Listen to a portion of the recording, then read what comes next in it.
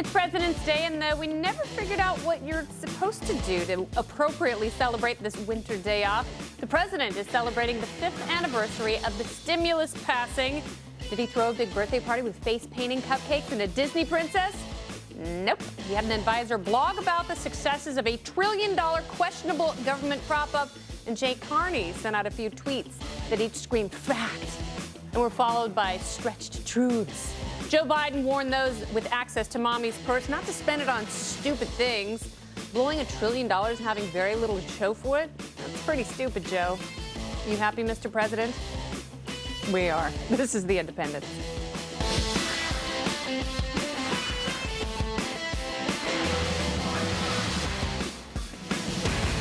It's Monday, and welcome to it. I'm your hostess, Kennedy. Very good to be with you and to be seen. I'm joined by Reason Magazine editor-in-chief Matt Welch. They didn't throw him overboard.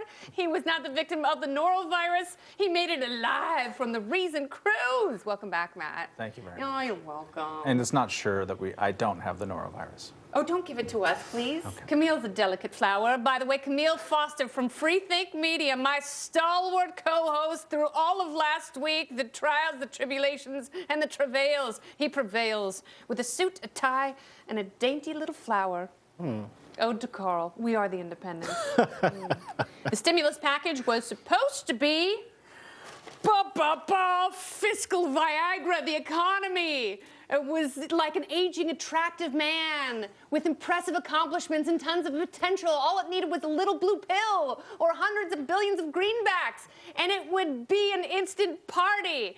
It was supposed to take a bunch of money, pump it into the economy, and turn it into a handful of turgid, recession-thwarting magic. So after 5 years and countless handfuls of stimulation, what do you get? This. That's right. And what can you do with a limp noodle? Not a lot. Instead, unemployment and growth have stagnated. No one is popping champagne tops for the overwhelming growth, as we thought we would based on this promise. Our plan will likely save or create 3 to 4 million jobs. 90% of these jobs will be created in the private sector. 30 or 40 million jobs, right? That's what they did, didn't they? As promised. And the creator save formulation is always the best because that allows you to claim that anything was possible. Who saved? Yeah, I was recently for our State of the Union show comparing the States of the Union address between Obama this year and Ronald Reagan in '86. Obama and Reagan both inherited lousy economies from their predecessors and all this kind of stuff. Reagan's speech in 1986, and I'm not the biggest Reagan fan because I know you are, was all. I love Ronald Reagan. I know, but what he said was we are the economic miracle of the world. That's what the message was in 1986, and people bought it. This is not the economic miracle of the world. This is the worst employment picture that we've had in this country since 1978. It's terrible. I mean, they call it the Great Recession. And certainly we can cut the guy a little bit of slack, right, Camille? Well, I mean, the counterfactual is every single president and politician's best friend. And it's so weird. The creator saved design. The thing that the device they created with creator saved is effectively a counterfactual made into an economic indicator of some sort. And it's totally arbitrary, totally made up, totally manufactured in the minds of the president's advisors. So. Yeah, it's like a person made of marzipan on top of wedding cake. Yes. You know, it exactly. tastes great, but it's not going to fix your leaky toilet. I never get to eat it. That's absolutely right. Well, Obama press guy Jay Carney was given the unenviable task of defending the stimulus's questionable record, and he didn't do it from the podium or a mountaintop or a Sunday morning talk show. He took to Twitter. And we couldn't get Jay Carney in studio, so we did one better. Please welcome Tim Carney, Washington Examiner, senior political columnist and parser of stimulus words and deeds. Welcome, Tim. Thank you. And my job was created, I think, by Obama's election. I got hired at the Examiner right when he got sworn in. So credit him for that one. Providence. Yes. So maybe you should send him some cupcakes to mark the big day. Marzipan, yeah. Marzipan, why not? All right, well, here is one of a series of Jay Carney's tweets about the stimulus passage anniversary. He said, 5 years ago today, President Obama took action to bring our economy back from the brink by signing the Recovery Act into law, #ActOnJobs. Yeah, no, they do somehow see the magical turning point as being when the stimulus was signed. And the economy bottomed out a month later. And so I guess that could be the justification, is that the depths of the economy was a month after Obama signed the stimulus bill. But as Camille was saying, that's just a sign that it happened. The idea of drawing any causality is total bogus. And later on, when they would say, this is how many jobs the stimulus created, they pointed to the very model that allowed them to predict it. They never have actually connected the dots from the money they spent to jobs created. So it's all economic models out there. That's a great trick, though, having the predictor be the actuator. Yeah, no, and you would see liberal bloggers like Jonathan Cohn say, conservatives still say that this isn't making jobs, while we look at the CBO says it made these jobs. But the CBO is just taking the old model, taking the inputs, this is how much money's been spent, and saying if we use the old model, this is how many jobs have been created. Oh, good Lord. Well, here's tweet number 2 from Jay. He said, fact, the Recovery Act saved or created an average, saved or creative. Very good. Smooth, Jay. Saved to create an average of 1.6 million jobs a year for 4 years through 2012. Hashtag act on jobs. And again, like, I do think President Obama saved or created my job, so I'm maybe not in the best position to knock this.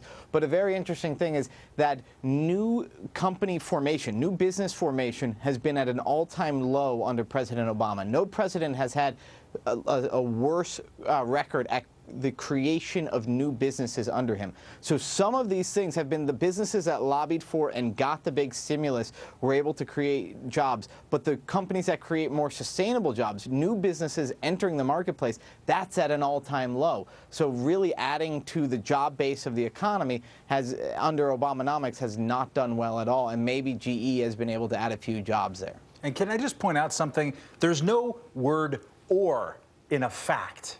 Right? Yeah. That just kind of doesn't make sense. Fact isn't about or, it's about what something is. And there are that's a disjunct. There are some concrete things here as well. I mean, the labor force participation rate is painfully bad. Yep. The economy has been growing at an anemic rate.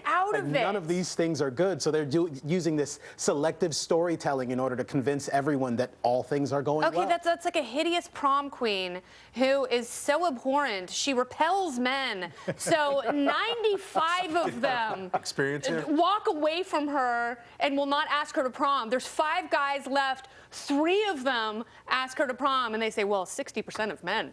That is a sad story. Hashtag act on dates. Act on dates. Prom dates. Fact, the Recovery Act, this is Jay Carney's tweet, by the way. The Recovery Act cut taxes for middle-class families, kept teachers in the classroom, and police and firefighters on the streets. Because without it, Tim Carney, I'm guessing that kids would be teaching themselves, buildings would be burning, and it would be lawlessness and mayhem across the land. Yeah, I mean, I got pulled over during the stimulus, so I don't know how happy I am about the police being kept on the streets. No, the local governments getting stimulus money, they always say, Obama administration always says, well, this money went to keep the jobs on the street and the cops on the street, implying that these local governments would have added the community center that they added that year anyway, but laid off all the cops. It's the game that government always plays, and Democrats and Republicans do it, where they go ahead and they say, well, if I have to cut spending, you know, the cops are all going to be laid off. Where the implication is that, that somehow it's worth it to keep, you know, the brand new swimming pool or the new concrete toilets in Yosemite Park, but the first thing we're going to get rid of is a cop. So no, there was lots of money poured into local government, for better or for worse, but the idea that cops and firemen would have been the first to laid off is this sort of gross fear-mongering. You know what the amazing thing is you drive along federal highways across this great land and you see those signs that say this project was made possible by the ARRA. Those signs cost millions of dollars. The and you signs see them alone in dog cost parks. millions. Jobs. You see them in dog parks in Northwest D.C. too, where he explicitly said, Obama said, we're not going to be funding dog parks, but up by, I think it's Adams Morgan, there is literally a stimulus-funded dog park up there. Yeah, they had a $700,000 study to see why young people like malt liquor and marijuana. All right, one final We tweet could have done from, that for cheaper. Yeah, well, you're telling me. Just come to my house on a Saturday, I'll tell you. No, that's not true. We don't like malt liquor at all. Jay Carney tweeted, fact, our businesses have added 8.5 million jobs since January 2010, including 2.4 million jobs added in 2013 alone. Hashtag act on jobs. Now, and again, we have to look at this is where too many free market types and conservatives have not made it very clear that sometimes things that are pro-business are not good for the broader economy and are not the same as pro-free market. So you do have these companies, if you're making solar panels, if you are pouring concrete and paving roads, they were benefited. They were helped by the stimulus, which gave them money. Now, our counter argument is that, well, that money would have been spent on something else. If that money wasn't going there, it would have gone to maybe what consumers wanted to buy rather than repaving I-80 between western Nebraska and Colorado. It went into those things. So there were businesses that did expand and were able to add more jobs thanks to the stimulus. That came at the expense of other businesses that maybe would have provided things that consumers wanted more. All right, Tim Carney, thank you so much for your time. And one last thing, it's as though a young John Malkovich and Jude Law had a baby with a red beard and made you. I'm sure. You're awesome. Please come back. I mean that in every sense of the word. Thank you. All right, very good. Later on in the show, we are going to party with a foxy President's Day panel. We'll have some stern lessons for those damn kids and their beard pong and destructive snowballs. And also, I'm going to break some dumb laws. It's the Independence. In Florida, it is illegal for a person to exhibit their sword in a rude manner. Woo-hoo-hoo! Take that, Florida!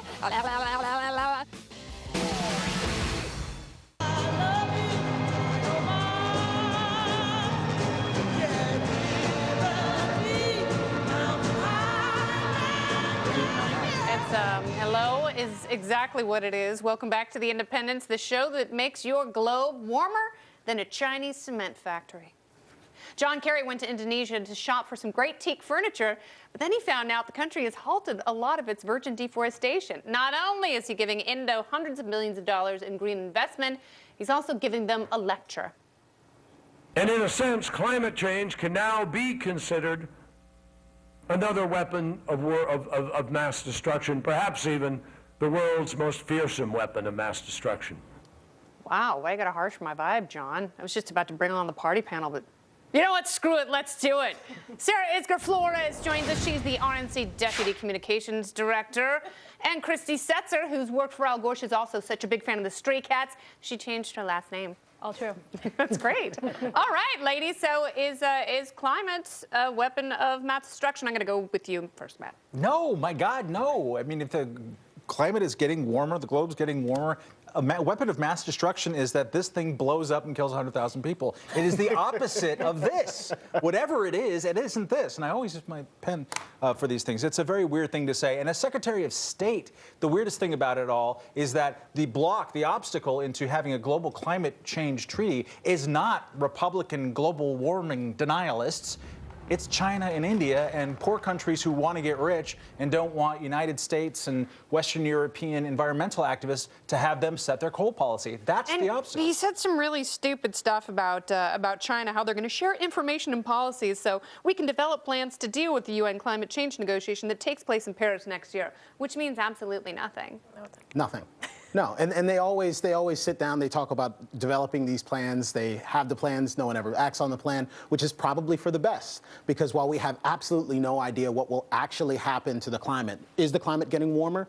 It's changing. I think it's it is. Doing something. It is changing, and change is a natural thing that happens with all organic systems on this planet. The climate is not any different. It does evolve and change over time, so that's to be expected. Will it be much, much hotter later? What will the consequences of that be? I don't know, but will forfeiting profits today, will forfeiting prosperity today in order to try to mitigate against this possibility that the world will get much warmer and things will all be disastrous, that has very real consequences, and we need to be very thoughtful about the changes that we take. I don't even know if the White House believes this. So the president went to California. Okay, now I'm just going to say this before you, because I really want you to finish your point, but I'm going to say this one thing. If it were such a big deal, if this if this was such a weapon of mass destruction, why didn't the president donate more time or dedicate more time in the State of the Union address? Oh, well, I mean, he went to California recently, 2 days ago? On Friday, I think he gave his speech saying we all need to make shared sacrifices. This is a climate problem. I'm, setting aside all of this money.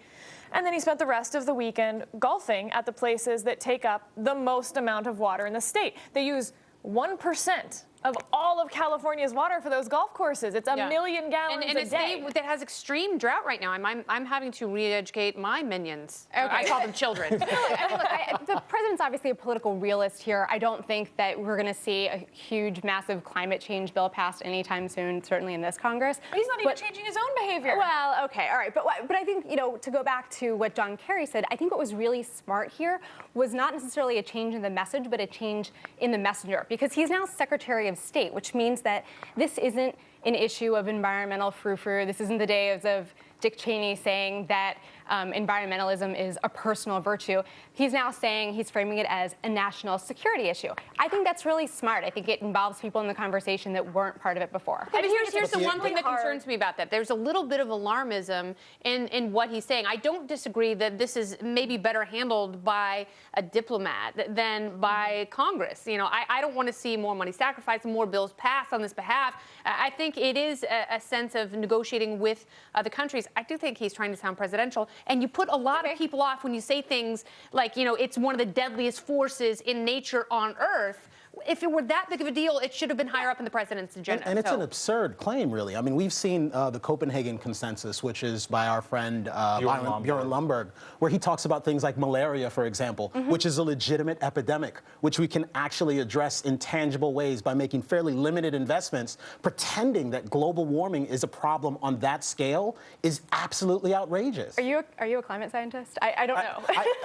I'm not a climate scientist, but even climate scientists ought not be making the decisions about whether or not we invest. If I could build a model that predicts the weather, which they haven't been able to do, mind you, the last 15 years they've gotten dead wrong, then that's one thing. Whether or not I can tell you how to mitigate against the potential changes is another thing entirely. But here's what I think makes... last point, then we got to go. Okay, here's what I think makes John Kerry and other people really furious about this, and probably why he was using some of the language he did, is that the only people who still think there's a debate about this are people who are not scientists. That's not true.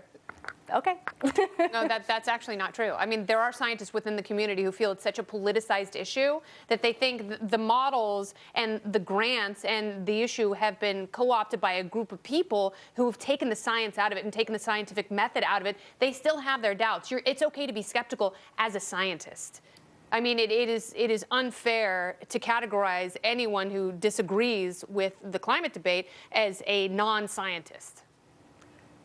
I think there are certain things that we can question. I don't think whether or not climate change exists is one of them. No, I totally agree. I haven't made that claim either. Yeah, no, I think it completely does. I say we get off Saudi oil and we start partying in our solar-powered Bentleys. Hallelujah. Coming up, we have another round with our panel because we're just getting warmed up, baby. A little later on, a college kid makes a three-point impossible shot and one from half court, and his school explodes in controversy.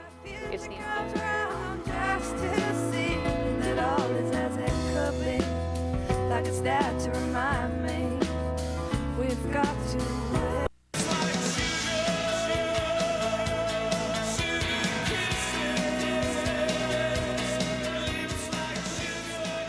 Oh, yes. This is the Independence where your party doesn't get you noticed. It gets you ridiculed. Our party panel is back and ready to tussle. Rand Paul is raising eyebrows. Hi, ladies. But will he raise enough money and get enough votes to be president in 2016? He is laying the groundwork, one speech and media appearance at a time. He's got some advice for a warring GOP. Change, evolve, and get the hell out of the way. Take a look. I will tell you that I think Republicans will not win again in my lifetime for the presidency unless they become a new GOP, a new Republican Party.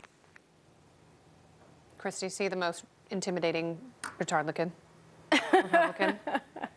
I kind of like Rand Paul, I'll be honest. What do you like about him? Interesting. Tell me more. Well, I mean, obviously I don't support a lot of his views, but I do think that unlike a lot of other people, it is primarily the hair. I am curly-headed by nature, and this is something that I respect about him. We go through a lot. No, look, I think that he's somebody in his party that he understands actually that he knows how to do math. He knows how to build coalitions. And when he stood on the Senate floor and put together a coalition of progressives and libertarians on the issue of drone strikes.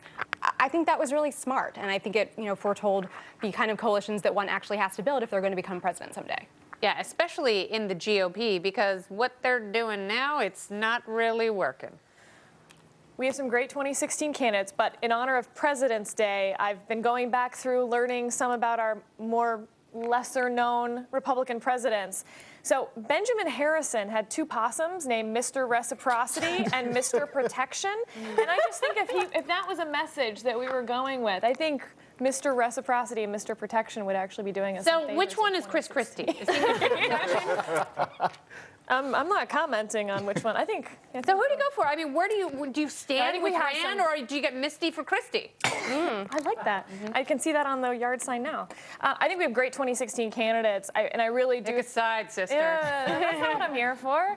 I'm here about the possums. You bring me on because I bring such fun. I wrote nothing like this. This is amazing, actually. Marsupials that should be extinct. Coolidge had pygmy hippos, so I mean, I'm presidential headed up. Like, But what do you good think? stuff. But what do you think about Rand's analysis of the status Oh, of the party? I mean, the we've party will lost- not win unless they change in fundamental ways. We have lost 2 presidential elections in a row. I don't think anyone in my party is arguing that there aren't things we need to change to win, obviously. Right. But the question And I think part of that becomes- is the conversation that we're having. Rand Paul is part of that conversation. Chris Christie's part of that conversation. All of those guys are. We have this, a pretty big field for 2016, and they're all bringing something else to the table. I would argue that on the other side of the aisle, they've got one person. So I think we're actually going into it in pretty good shape. And that one person is Elizabeth Warren. that is right. Pretty good shape, except for the 25% of Americans who identify as Republicans, which is at an all-time low, even though President Barack Obama is no longer popular. His economic policies, as we started off the show talking about, are not popular either. Like, it's not obtaining. I think what's interesting about Rand Paul's critique, and he said a lot of the same stuff to me when I interviewed him last summer, was part of a demographic death spiral analysis that basically outside of white people, Republican Party, and however you define white people. Old because male Camille's gonna- white people. I'm not going going to to get jump after all me over. now, Republicans are losing everybody. They're losing Indian Americans. They're losing every type of hyphenated American right now. He identifies that and is trying to do something about that in a way that I think is interesting. The question is, what can they do? And will it be meaningful, or will he continue to make some clumsy moves? We'll have our eyes on you, all 4 of them, Rand. The president sat down for another hard-hitting interview, this time with TNT NBA contributor Charles Barkley. They talked about LeBron versus MJ. And Charles asked President Obama about Obamacare. President Obama said that kids getting health insurance is, quote, just part of growing up.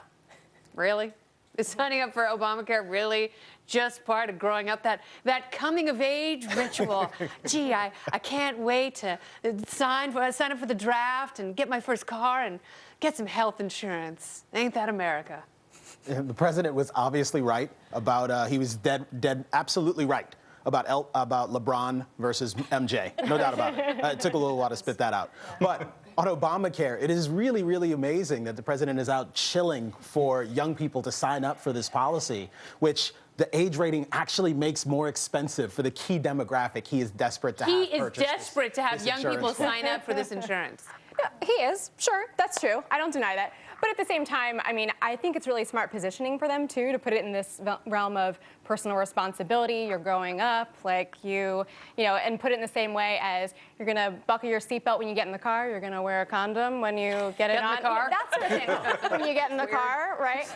I think that's a really smart way to play it. And also, you know, I was young once. I once had my first job where I was actually offered health insurance. This actually was a big deal, and it really did actually make me feel like an adult when I got to choose which plan it was. Totally confusing, but actually did seem But like you know I what didn't you have to. don't feel like an adult is when you're treated by your own president, who you voted for in huge numbers, as a moocher. And that's what he's been doing. I mean, in the whole run-up to passing Obamacare, it's like, we got to stop these freeloaders, these free riders. They've got to pay their share. That's actually not true. What they're doing is they're transferring money from healthy young people who don't need insurance and trying to pay for expanding Medicare, ultimately. And pill-popping seniors. Yes. Well, Because those... Speak for yourself. I don't think that any of the 2014 Senate Democrats were entirely pleased that he was going on touting how he really wants them to keep calling it Obamacare and how great young people are signing up. about half as many as they need. Mark Pryor, I'm sure, had his head under a couch somewhere just hitting it against a wall. This isn't what they want to hear. It's killing them in their states. Republicans are poised to take back the Senate, and the president's out there acting like there's birds chirping and sunshine and merriment and lollipops. Although it was John Boehner the other day who was singing Zippity Doo Dah. We're a singing party. We like to sing. Yeah, delusional, some would say. Absolutely. All right, we'll send in the clowns and the fake towns. The topical storm is next. Stay with us. Yeah. Clowning is then put on the back burner until their late 40s and early 50s. Okay, what happened in the late 40s and early 50s that you want to take the clowning off the back burner and get in with some clowning? That is just so crazy. I don't know why this is taking so long to happen, because everything that I saw in that B-roll, and that wasn't Fat People No Faces. We'll get that later, I hope. But everything I saw, they are terrifying. That is not exciting. No, that I is knew not. people growing up who that's not hated pleasing. clowns so much. Yeah. And one time my mom took me to see a clown, and I need him in the. In the freedom? I need That him is in the stuff of nightmares. Thank you. It is bad. Topic number 2. Oh no. Need him in the freedom is the best phrase ever. I'm totally hashtagging that. One man's free speech was crushed at the Virginia DMV.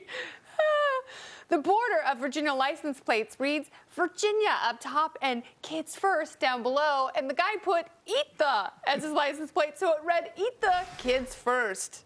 Virginia authorities worried it encouraged something sexual or cannibalistic. When the guy went back to change his plate to FUVA DMV, he was also denied. What cannibals? America's the greatest country on earth. I mean, I'm trying to picture this happening in Belgium, you know? First of all, the stupid license plate holders to begin with dumb mottos, and then people rebelling by putting retarded little slogans and trucker notes. The rest of the kids first. the rest of the story, though, is that this has been happening off and on since like 2008, where people keep getting this plate and then they'll ban it, and then someone else will find a way to get this plate. I've actually seen this guy on the road in D.C., Maryland, or Virginia someplace, and I laughed hysterically. Yeah. This is a good thing, but it could be dangerous if you're laughing too hard while driving behind him. Ain't that the truth? Yeah. Topic number 3, in other big government Virginia news, the Army has constructed an entirely fake city. It's like Rockridge for soldiers. It's a big phony baloney 300-acre collection of bridges, a mosque, a subway, a bank, and a 5-story embassy. I bet they even have an LL Bean there. If they wanted a hollowed-out metropolis to play war games, why not just relocate to Detroit? That's pretty tough. That's right. You know, I'm kind of. It's cool. They need to do something like this. They need to have some place that they can do these kind of games. But weird and not as fun fact: the federal government owns 30% of this country. Right? The Department of Defense controls 19 million acres here to do with what they want. That's kind of strange. At some point, people should own the country, not the government. Yeah, Malthus was wrong. All right, topic number 4. This girl should have gotten Netflix. A South Carolina woman was arrested for not returning a movie she rented 9 years ago. Kayla Finley rented the movie Monster-in-Law back in 2005. It was supposed to be a 3-day rental, but when cops slapped the bracelets on her, she asked if it was because of her overdue VHS tape, and they said, no, you're under arrest for your bad taste. That movie sucked. Monster-in-Law. I just keep watching it over and over and over again. A good laugh, a good cry, Jane Fonda. This is unfortunate. It's really, really unfortunate. woman goes it's like to $20. $20. Charge There's a her $20. mugshot. We just put this woman's mugshot on national television for not returning a video. This country's going to hell. Then there she is. Thanks. An American hero. Actually, quite a flattering mugshot. Justin Bieber, you should learn something. Oh, freak. A little later, those damn kids and their beer pong and social drinking. What's next? Out-of-control snowballs on college campuses? Coming up, our team of independence investigators digs up some dumb laws. Get ready to be violated. These pickles are bad. They're expired. They're soft. In Trenton, New Jersey, it's illegal to throw bad pickles in the street. Take that, Governor Christie. Sweet city woman, I can see your face, I can hear your voice, I can almost touch you. I can almost touch you. This is The Independence, the 4th most popular libertarian American cable show. in East Germany. One of our favorite things to do, by the way, is comb the law books and find some egregiously stupid laws to violate on the streets of Gotham. Have a look. In Florida, it is illegal for a person to exhibit their sword in a rude manner. Woo-hoo-hoo! Take that, Florida! I got a sword! In Nebraska, it's illegal to transport a bullfrog without a license. But this little guy and I, we've been all over the place. Bike, subway, cab, piggyback. We don't care. We're rolling. Take that, Nebraska. Is this rude? So rude. Is that rude? No, it's not. Oh, thank you. These pickles are bad. They're expired. They're soft. In Trenton, New Jersey, it's illegal to throw bad pickles in the street. Take that, Governor Christie. Do you think this is rude? It's weird. Is that rude? Yeah, it is. Is that rude? In West Virginia, it's illegal to wear a mask in a car. It's punishable by up to 1 year in jail. But you know what? We're not in West Virginia. We're in New York City. My glasses are very foggy. And for the first time in my life, I finally feel alive. He's there, the Phantom of the Opera.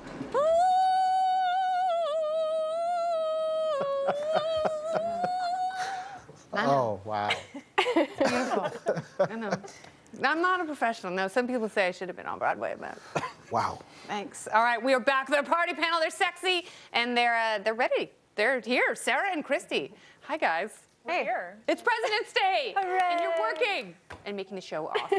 All right, dumb laws are a much bigger problem than, we kind of make fun of them here, but too many laws slow down the flow of justice. And why is liberty such a dirty word? When I was practicing law in Texas, it was actually illegal to arrange flowers without a license in Louisiana. So I took every opportunity to arrange flowers along the border. But I mean, these are real problems, No, though. they are, yeah. Licensing issues across the country. I think a lot of people don't even know they're there, but they're protectionist. They're meant to protect those who already have the jobs, or it's basically a cartel system that we allow to happen. I'm just guessing that in New Jersey they have a lot of errant pickles. They do. And they don't know what to do with them. Yeah, the pickle one's actually a little hard to It's the Garden State. I don't want us to forget that, right? No, So they've got angry it's- pickle tossers, too. Right, right. Are they dill or sweet? Does that mention in the law? You know what? They were so off. They were bad pickles that had expired. Naughty. No, I didn't want to put my tongue on. I want to know, what's the best way to deal with this? Because everybody laughs at these dumb things for the most part, right? I mean, there's still a few dead enders who will say, yeah, we need to regulate the 7-year-old selling lemonade. And there's just kind of nothing you can do with those people. But the rest of us all sit around and laugh at kind of the same dumb laws, and yet they keep getting passed. So is it like a 5-year sunset provision? Everything expires after 5 years? Do you have, instead of little elementary school kids writing I think Congress should pass a law, they write instead an essay contest, I think Congress should repeal 10 laws and get rid of the Department of Commerce? These aren't congressional laws. These are everyone that we mentioned here were state laws. So you have to talk to the state legislature. But they are still passed. I mean, it's not just the federal government that's the problem. It's the fact that there are so many laws on every level, so many ways to violate, and then have the government come in and through coercion force you to change your behavior. And you could assign some priority to the kind of laws that we want to get rid of. Certainly anything that is protecting a particular class of worker is a big problem and we ought to get rid of. Yeah. The pickle we can probably. Yeah, we can keep that law. There's a dangerous. You can say. They're like groups like Institute for Justice are doing a great job at the state level getting to some of these laws. And I guess I would just encourage people, if you're out there in one of those states, contact someone and be willing to be a plaintiff and sue your bureaucrats. Sue your bureaucrats. On the next Independence. All right, thank you guys so much for being here. You bet. Great. You were delightful, a breath of fresh air, and great Toss some conversation. pickles now. So go. The green room is full of pickles And swords, Take some bullfrogs and with me. masks, and That's right. bullfrogs. So start tossing all of the above, except the frog. Little Jessica Jeremiah Lysander Spooner. We'll protect her life. All right, one college bans drinking games, and we're going to use our bully pulpit to get to the bottom of it. We're getting all Teddy Roosevelt on institutions of higher learning. Next. You might as well turn in your mind and start collecting dollars at the turnpike. Hi, this is The Independence. You bet it is, son. And now for a segment we like to call Those damn kids. Cal Poly San Luis Obispo is a fine school filled with tomorrow's smart leaders, but because of a tragic alcohol death, the school is punishing the student body. No more shots, drinking games, and certainly no more beer pong will be tolerated. What else are you supposed to do in college? I can't believe that they would do this. I mean, honestly, and this is Cal Poly San Luis Obispo Mustangs, I think, if I'm not mistaken. College students in California, the thousands of years ago when I went to college in California, they tend to drink quite a bit. So you're not going to actually effectively ban a damn thing by banning alcohol. Well, and San Luis Obispo, I mean, it's a great city, but there's not a lot to do. Nope. It's not like Santa Barbara. Madonna Inn. Okay, but Santa Barbara is such a beautiful town. It's culturally rich, interesting coastline, beautiful museums. And Isla Vista, where UC Santa Barbara is an undulating herpes sore. You literally step foot into that part of the city and you instantly, no matter if you don't touch anyone, just breathing in, you get chlamydia. I'm not going to comment on chlamydia in Isla Vista just during this show, but I will say it's just ridiculous in general to have 21 be the drinking age. We have the stupid zero tolerance for 0 to 18 in America. You can't have a sip of anything or else you'll die. And then suddenly you're supposed to go off to college, find your undulating pustule clusters, Wow. and then, you know, suddenly at age 21, everyone's binge drinking like crazy. All of that is just nuts. Allow people, if they can vote, if they can kill someone legally by force of government, by God, they should be able to drink. And you know what? It's fine to educate people and allow them to make their own choices. Because, yeah, drinking at 18, maybe not the best idea. But let me choose what I do and don't put in my body. Do you actually suspect, though, that if people could start drinking at 18, that by the time they get to college, they might be a little less inclined to get really, really wasted? Sure. I mean, I'm married to a French woman, as you well know, and in France, you have sips, you know, growing up, and it's okay. You don't turn into some And kind that's of not nightmare. that's not gonna change whether or not you have problems with addiction. I mean, a lot of that is biological. It just depends when you flip the switch. But having an arbitrary law isn't going to change your biology. Yeah. All right, a student at Westchester University was picked during a basketball game halftime and had 25 seconds to make a layup, a foul shot, and a three-pointer, and a half-court shot. He sunk the first 3 shots, but missed the first attempt from half court. Not discouraged, he scrambled to get the ball and managed to get back to half court to launch the ball one-handed as time expired, and he hit it. He believed he won the $10,000 prize, but he was denied because according to the rules, he was given multiple attempts to make the first 3 shots, but the half-court shot could only be made in 1 attempt.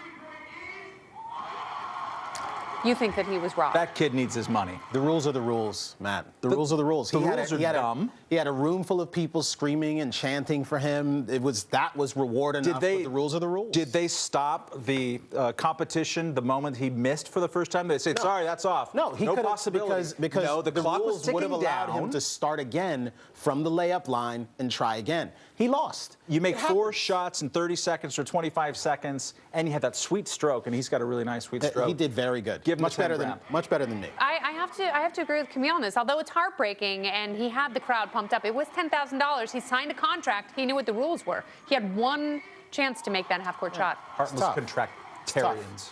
Well, no, he's the one who's normally all loosey-goosey about these things. I So am not once he becomes an loosey-goosey. authoritarian, I'm siding with him. No, I believe in contracts. All right, it is President's Day, and you've probably heard a lot of shows enumerating their favorite presidents, blah, blah, blah. We'll give you a very different kind of list next. Could be so rude, and I'm never going back to my old school. Just a little something, show you how we live. Everybody want it, but it ain't that serious. That's that. So if you gon' do it just like this. Welcome back to the Independence in our waning moments on a chilly President's Day. For many of you, we ask, who's your favorite president? But we don't really care.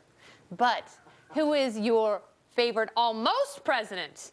You can tell us right now on Twitter, @IndependenceFBN. And I have to say mine would be Bob Dole. I was on the 96 Hours to Victory tour with Bob Dole.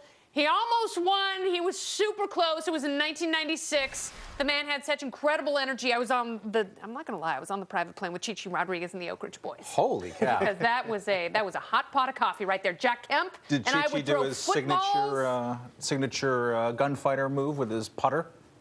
Well, not the golfing putter, but I'll tell you later if you know what I'm saying, the after show. Bob also had a cameo in Honor Flight, the documentary that I executive produced. God bless. So, yeah, he is kind of cool. Nice plug. He called me VJ. It's very sweet. What about you, Matt? Who's your favorite almost president? I go with Jerry Brown in 1992, who I voted for. I wrote his name in, even though he was no longer on the ballot. He was treated like an absolute lunatic by the press, partly because he is, and certainly was, an absolute lunatic. He would blurt out his 1-800 number in every single interview. He's walking around wearing turtlenecks, talking about campaign finance reform and flat taxes, and he's going to appoint Jesse Jackson as vice president. And he won 6 primaries. He came in second place. It was pretty rad. All right. Barry Goldwater, his disastrous 1964 presidential campaign, in which LBJ made him seem to be a total lunatic. He didn't get everything right on foreign policy, but he is a guy who inspired the modern conservative movement in all of the best possible ways on all of the most important issues, even a few that they still don't necessarily get right, like gay rights and perhaps abortion, depending on where you stand on that. Look at you, Barry Goldwater. All right, gentlemen, a fine President's Day show, and thank you to both of you. And, of course, thank you to you.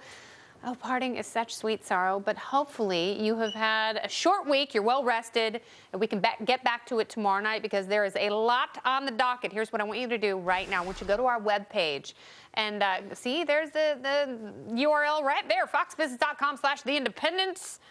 I'll even change into my orange dress. We have a saucy after show you have to be a part of, and I hope you do. Until then, stay warm, stay safe, and for God's sake, stay sexy. From Matt Welch and Camille Foster, I'm Kennedy, wishing you a very good night.